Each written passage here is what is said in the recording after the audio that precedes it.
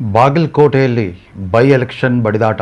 ಒಂದು ಕಾಲದಲ್ಲಿ ಅವಿಭಜಿತ ಬಿಜಾಪುರ ಜಿಲ್ಲೆಯ ಅತ್ಯಂತ ಸುಪ್ರಸಿದ್ಧ ಶ್ರೀಮಂತ ವ್ಯಾಪಾರಿ ನಗರವಾಗಿದ್ದ ಬಾಗಲಕೋಟೆ ಆಲ್ಮಟ್ಟಿ ಅಣೆಕಟ್ಟು ನಿರ್ಮಾಣವಾದ ಮೇಲೆ ಬಹುಭಾಗ ಬಾಗಲಕೋಟೆ ಪಟ್ಟಣದ 3/4 ಭಾಗದಷ್ಟು ಪ್ರದೇಶ ಮುಳುಗಡೆಯಾಯಿತು.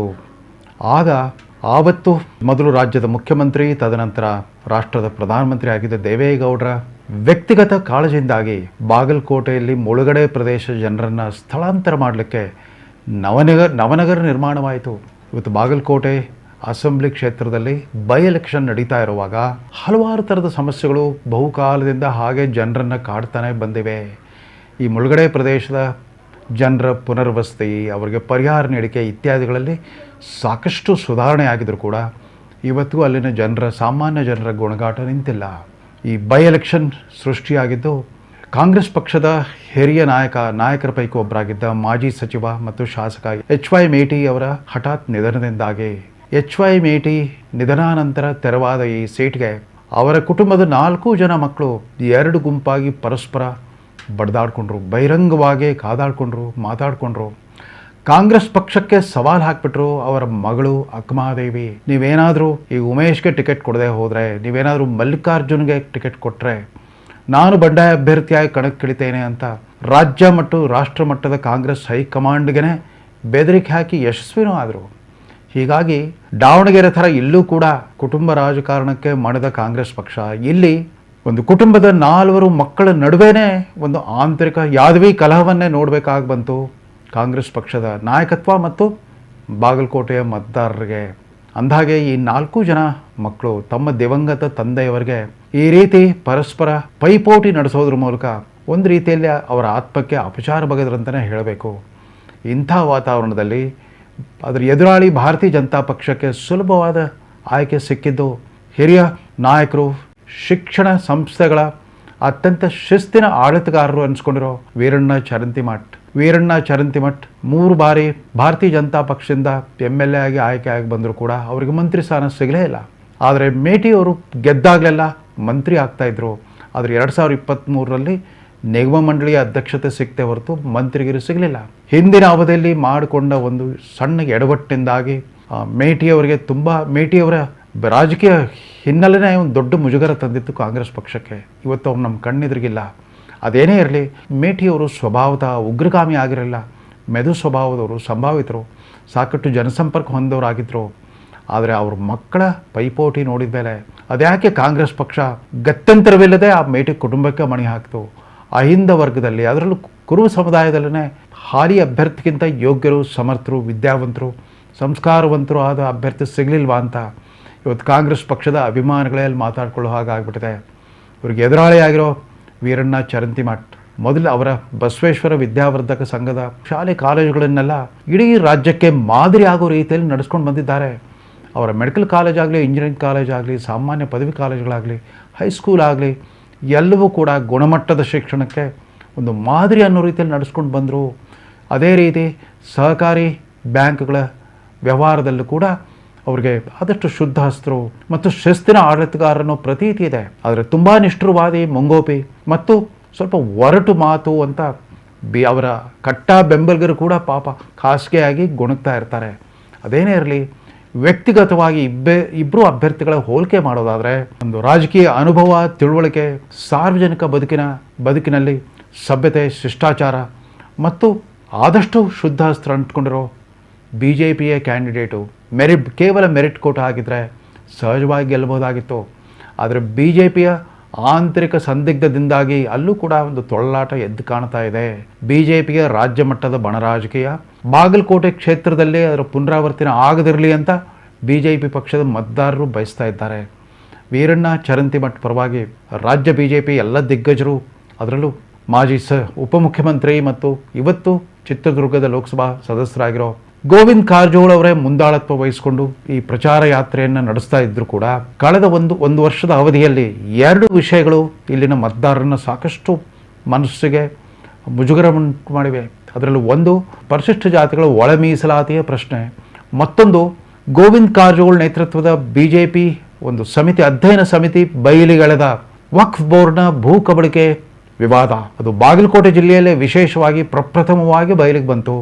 ಹೀಗಾಗಿ ಅಲ್ಲಿನ ಹಿಂದೂ ಮುಸ್ಲಿಂ ಮತದಾರರ ನಡುವೆ ಸಹಜವಾಗಿ ಪರಸ್ಪರ ಒಂದು ವೈಮನಸ್ಸು ಅನುಮಾನದ ವಾತಾವರಣ ಸೃಷ್ಟಿಯಾಗಿದೆ. ಅದರ ಜೊತೆಗೆ ಇತ್ತೀಚೆಗೆ ಹೋಳಿ ಹಬ್ಬದಲ್ಲಿ ನಡೆದ ಒಂದು ಘಟನೆ ಕೂಡ ಮತದಾನದ ಮೇಲೆ ಪರಿಣಾಮ ಬೀರ್ಬೋದು ಅಂತ ಹೇಳ್ತಿದ್ದಾರೆ, ನಿಜ. ಆದರೆ ನಿನ್ನೆಯಿಂದನೇ ಅಲ್ಲಿ ಪ್ರಚಾರಕ್ಕಾಗಿ ಎಂಟ್ರಿ ಕೊಟ್ಟಿರೋ ಮುಖ್ಯಮಂತ್ರಿ ಸಿದ್ದರಾಮಯ್ಯನವರ ವ್ಯಕ್ತಿಗತ ವರ್ಚಸ್ಸಿನಿಂದಾಗಿ ಮತ್ತು ಅವರ ಸರ್ಕಾರ ಕಳೆದ 2.5 ವರ್ಷಗಳಿಂದ ಜಾರಿ ಮಾಡಿರೋ ಗ್ಯಾರಂಟಿ ಯೋಜನೆಗಳ ಆಕರ್ಷಣೆಯಿಂದಾಗಿ ಕಾಂಗ್ರೆಸ್ ಪಕ್ಷ ಕೊಂಚ ಮಟ್ಟಿಗೆ ಗೆದ್ದೇ ಬಿಟ್ಟಿದ್ದೇನೆ ಅನ್ನೋ ಒಂದು ಹುಮ್ಮಸ್ಸಿನಲ್ಲಿದೆ. ಆದರೆ ಬಾಗಲಕೋಟೆಯ ಬೇರು ಮಟ್ಟ ಮತದಾರರ ಅನಿಸಿಕೆನೇ ಬೇರೆ.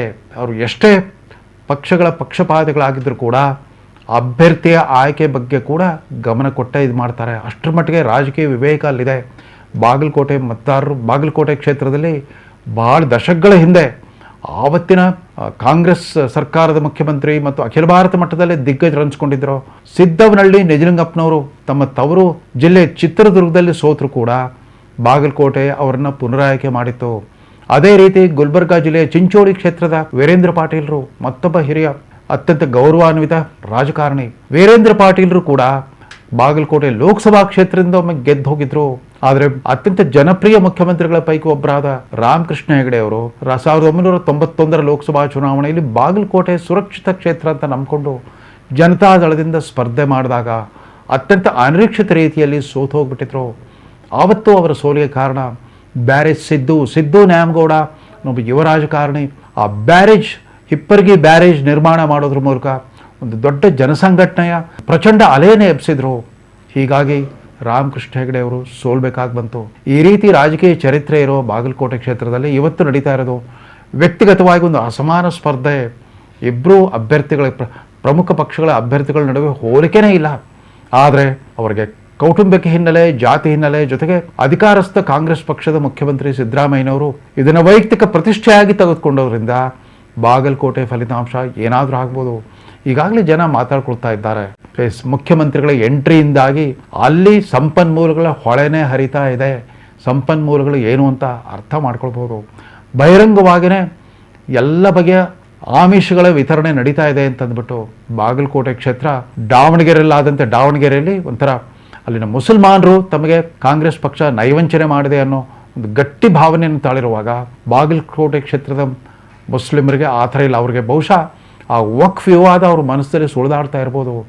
ಆದರೆ ಇದಕ್ಕೆ ಪ್ರತಿಯಾಗಿ ಹಿಂದೂ ಮತಗಳ ಕ್ರೋಢೀಕರಣ ಆಗಬಹುದೇನೋ ಅನ್ನೋ ನಿರೀಕ್ಷೆ ಭಾರತೀಯ ಜನತಾ ಪಕ್ಷದ ನಾಯಕರಲ್ಲಿದೆ.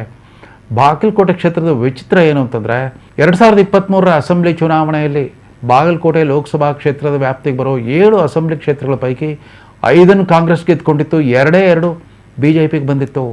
ಆದರೆ ಮರು ವರ್ಷವೇ ನಡೆದ ಲೋಕಸಭಾ ಚುನಾವಣೆಯಲ್ಲಿ ಈಗಾಗಲೇ 4 ಬಾರಿ ಗೆದ್ದಿದ್ದ PC ಗದ್ದಿಗೌಡರ್ 5ನೇ ಬಾರಿಗೆ ಗೆದ್ದು ಈಗ 5ನೇ ಅವಧಿಗಿದ್ದಾರೆ. ವೀರಣ್ಣ ಚರಂತಿಮಠರ ತರವೇ ಯಾವ ರೀತಿ ವೀರಣ್ಣ ಚರಂತಿಮಠ 3 ಬಾರಿ MLA ಆದರೂ ಕೂಡ ಒಮ್ಮೆನೂ ಮಂತ್ರಿ ಆಗಲಿಲ್ವೋ, PC ಗದ್ದಿಗೌಡರ್ 5 ಬಾರಿ ಲೋಕಸಭೆಗೆ ಆರಿಸಿ ಬಂದರೂ ಕೂಡ ಕೇಂದ್ರದಲ್ಲಿ ಭಾರತೀಯ ಜನತಾ ಪಕ್ಷದ ಸರ್ಕಾರದಲ್ಲಿ ಅವ್ರಿಗೆ ಮಂತ್ರಿ ಆಗಲಿಕ್ಕಾಗಿಲ್ಲ. ಇವೆಲ್ಲ ಅಸಮಾಧಾನದ ಅಲೆ ಇದ್ದರೂ ಕೂಡ ಅಲ್ಲಿ ಸುಮಾರು 2,68,000 ಮತದಾರರ ಪೈಕಿ 1 ಲಕ್ಷ ಮತದಾರರು ಗ್ರಾಮೀಣ ಪ್ರದೇಶದಲ್ಲಿದ್ದಾರೆ. ಇನ್ನು 1.5 ಲಕ್ಷ ಜನ ಪಟ್ಟಣದ ಮುಳುಗಡೆಯಾದ ಪ್ರದೇಶ ಮತ್ತು ಮುಳುಗಡೆಯಾಗದಿರೋ ಪ್ರದೇಶ ಅಲ್ಲಿ ವಾಸವಾಗಿದ್ದಾರೆ. 40,000 ಮುಸ್ಲಿಂ ಮತದಾರರಿದ್ದಾರೆ. ಅವ್ರ ಮೇಲೇ ಹೆಚ್ಚು ಅವಲಂಬಿಸ್ಕೊಂಡಿರೋ ಕಾಂಗ್ರೆಸ್ ಪಕ್ಷ ಉಳಿದಂತೆ 35,000 ಜನ ಕುರುಬ ಮತದಾರರ 100ಕ್ಕೆ 100ರಷ್ಟು ಬೆಂಬಲ ತನಗೆ ಸಿಗುತ್ತೆ ಅನ್ನೋ ವಿಶ್ವಾಸದಲ್ಲಿ ಮುಂದೂಡ್ತಾ ಇದೆ. ಆದರೆ ಇದಕ್ಕೆ ಏನೇ ಆದರೂ ಕೂಡ ಬಾಗಲ್ ಕ್ಷೇತ್ರದ ಮತದಾರರು ತಮ್ಮದೇ ಆದ ಒಂದು ವಿಶಿಷ್ಟವಾದ ರಾಜಕೀಯ ಪ್ರಜ್ಞೆಯನ್ನು ಚುನಾವಣೆಯಿಂದ ಚುನಾವಣೆಗೆ ತೋರಿಸ್ತಾ ಬಂದಿರೋದ್ರಿಂದ ಬಾಗಲಕೋಟೆ ಬೈ ಎಲೆಕ್ಷನ್ ಅಕಸ್ಮಾತ್ ಕಾಂಗ್ರೆಸ್ ಗೆದ್ರೆ ಸಿದ್ದರಾಮಯ್ಯನವರ ವ್ಯಕ್ತಿಗತ ವರ್ಚಸ್ಸಿಂದ ಅಂತಲೇ ಹೇಳ್ಬೋದು ಹೊರತು ಆ ಅಭ್ಯರ್ಥಿಯ ವ್ಯಕ್ತಿಗತವಾದ ಪ್ರತಿಭೆ, ಸಾಮರ್ಥ್ಯ, ಪರಿಶ್ರಮದ ಫಲದಿಂದ ಅಂತ ಹೇಳಲಿಕ್ಕಾಗಲ್ಲ. ಅದರಂತೆ ವೀರಣ್ಣ ಚರಂತಿಮಠ ಗಳಿಸಿದ್ರೆ ಒಬ್ಬ ನಿಜವಾದ ಜನಸೇವಕನ ಗೆಲುವಾದಂತಾಗುತ್ತೆ. ಭಾರತೀಯ ಜನತಾ ಪಕ್ಷದ ಆಂತರಿಕ ವಿವಾದಗಳು ಏನೇ ಇದ್ರೂ ಕೂಡ ಒಬ್ಬ ಅಭ್ಯರ್ಥಿಯಾಗಿ ವೀರಣ್ಣ ಚರಂತಿಮಠ ಅವ್ರಿಗಿಂತ ಸದ್ಯದ ಸ್ಥಿತಿಯಲ್ಲಿ ಯೋಗ್ಯರಾದ ವ್ಯಕ್ತಿ ಅಲ್ಲಿ ಸಿಗ್ತಾ ಇರಲಿಲ್ಲ ಭಾರತೀಯ ಜನತಾ ಪಕ್ಷಕ್ಕೆ. ಇದಿಷ್ಟು ಬರುವ ಏಪ್ರಿಲ್ 9ರಂದು ನಡೆಯಲಿರುವ ಆ ಮತದಾನ ಪೂರ್ವ ಒಂದು ಪೂರ್ವಭಾವಿ ಸಮೀಕ್ಷೆ. ನಮಸ್ಕಾರ.